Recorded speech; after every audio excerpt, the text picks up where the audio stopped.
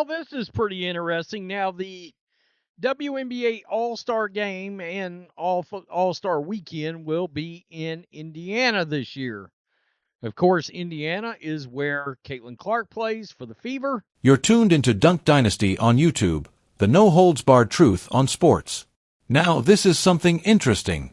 The upcoming 2025 WNBA All-Star Weekend is headed to Indiana, the same place Caitlin Clark now calls home playing for the Indiana Fever. And there's a major buzz going around, not just because of the star-studded weekend, but because the league and its sponsors, especially Aflac, are working overtime to get Caitlin Clark to join the three-point contest. Word on the street. They've massively increased the prize money in an attempt to lure her in. It's not just a bump, it's a bold move. The amount now being offered for the contest is serious cash compared to what was in the books before. With Indiana hosting, and Clark being the homegrown superstar, it makes sense that the league is pulling out all stops to get her involved. And let's be honest, everyone wants to see Caitlin Clark shooting lights out from beyond the arc in front of her home crowd. This could be more than just a contest. It could be the defining highlight of the weekend. To try to get Caitlin Clark involved. And not just a little, because the amount in the CBA, I looked at it and was just laughing. I was like, yeah, Caitlin Clark's not even going to entertain that. I still don't know that she's going to entertain this, but I thought there was a pretty good shot she would probably be in it just because of the hometown. So, what exactly is this upgraded offer? Well, the WNBA just announced that the first-place prize money for the three-point contest has been raised to $60,000 thanks to Aflac sponsorship. That's equivalent to what NBA players earn for winning their version of the same contest. However, there's still a big difference. The NBA's prize pool is built into its collective bargaining agreement, CBA, whereas the WNBA is leaning on sponsorships to make it happen. The NBA also pays other participants, from $10,000 for the last-place finisher to $40,000 for the runner-up, totaling $195,000.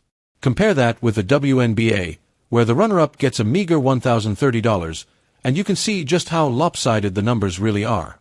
If Caitlin Clark participates and wins, she'll take home $62,575, $2,575 from the league itself, and the rest courtesy of Aflac. But her competitors will walk away with scraps in comparison. And it gets even more interesting. Last year, there were only 5 players in the contest. If that holds, the total prize pool still doesn't break $70,000.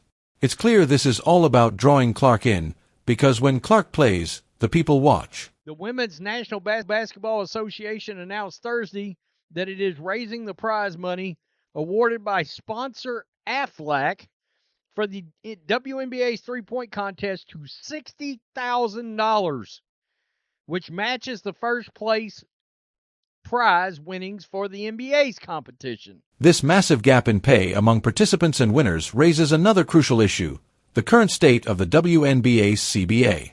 The league opted out of the existing agreement back in October, with a new deal set to roll out by the 2026 season.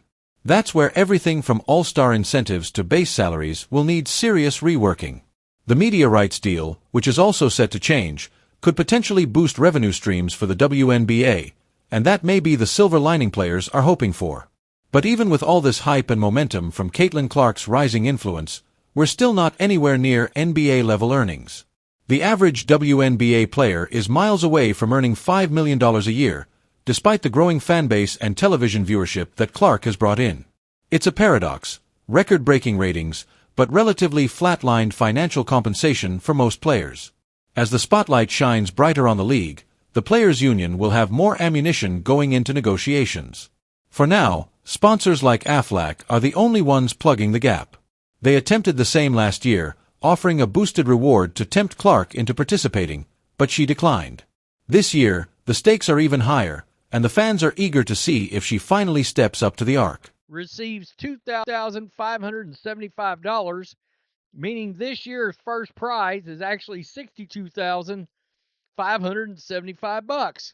However, the remaining participants don't get a share of the sponsor's prize pool and receive just $1,030. So if you're the runner-up, you're watching whoever wins get $62,575, and you're sitting there with a hair over $1,000. Last year, Aflac raised the winner's prize to $57,575. Still a large chunk of change, but Clark didn't bite. Why? Timing might have played a role. That announcement came just a day before the event, which likely didn't give Clark enough time to prepare or agree. This year, the WNBA is being more strategic, getting the word out early so Clark and her team can plan accordingly. And according to ESPN, Clark reportedly wants her first pro three-point contest to be in the WNBA, not during NBA All-Star Weekend, despite Adam Silver attempting to pull her into the NBA showcase in February. Now that says a lot. Clark could have shared a stage with stars like Sabrina Ionescu and Steph Curry, but instead, she's choosing to highlight her WNBA roots. With Indiana hosting the All-Star festivities on July 18th to 19th at Gainbridge Fieldhouse, the hype is building fast. ESPN is practically confirming her participation, which means the three-point contest is about to become the centerpiece of the whole weekend. The Fever are hosting, Clark is the face of the franchise, and this contest could turn into one of the most watched WNBA moments in history. Fans are already clearing their calendars. According to ESPN, Clark wants her first three-point contest to be this season with the WNBA. So ESPN's reporting that she's going to be in it. The 2025 WNBA All-Star festivities will be hosted by Clark in the Indiana Fever this year. If Clark does join in, the ripple effect will be massive. Ticket sales, TV ratings, merchandise, it'll all spike. Just think about it. Last year's WNBA All-Star Game was the most watched in league history, pulling in nearly 3.5 million viewers. That's enormous by WNBA standards. But this year, it could go even bigger. Clark not only brings attention, she brings legitimacy to events that once struggled for relevance. A three-point shootout featuring Clark could potentially outdraw the game itself. Especially if, and this is a big if, Sabrina Ionescu joins too. Everyone wants to see that matchup. Sabrina versus Caitlin, the old versus the new, the sharpshooter duel of the year. And let's not forget that Caitlin's teammates like Aliyah Boston and Kelsey Mitchell could also get voted into the All-Star game thanks to their proximity to Clark. It's not just about her individual skill, it's her ability to elevate those around her and change the game's perception. The excitement surrounding her participation is already being felt across the league. That's the Caitlin effect. The Fever's fanbase is swelling, and the All-Star Weekend could be their biggest stage yet. That entire weekend, can you imagine the frenzy? The amount of eyeballs that are going to tune in to watch Caitlin Clark in a three-point contest? I mean, the All-Star game itself, I believe, was the highest-rated game in all of the WNBA last year. I think they got somewhere like 3.5 million viewers. Now let's be clear, Caitlin Clark doesn't need the money. She's already inked deals with Nike, State Farm, Gatorade, and half a dozen other top-tier brands. Her NIL earnings in college were jaw-dropping, and her rookie contracts only scratched the surface of her marketability. So, the $60,000 prize isn't really the draw here. It's about competition, legacy, and home court energy. Clark knows the impact of her presence. She's not just a player, she's a movement. The real prize is what she brings to the WNBA when she shows up. Her decision to enter the contest won't be based on the payout. It'll be about proving herself in yet another arena. The question now isn't whether the league wants her, it's whether the structure around her is ready to grow with her. Because if this contest blows up the way fans expect, the WNBA can't go back to offering peanuts to second-place finishers. They'll have to make permanent changes to attract stars and sustain fan interest. Clark's potential involvement is already shaking the foundation. The fans want it. The media wants it. And now, with Aflac upping the ante again, the ball is in her court. So where does that leave us?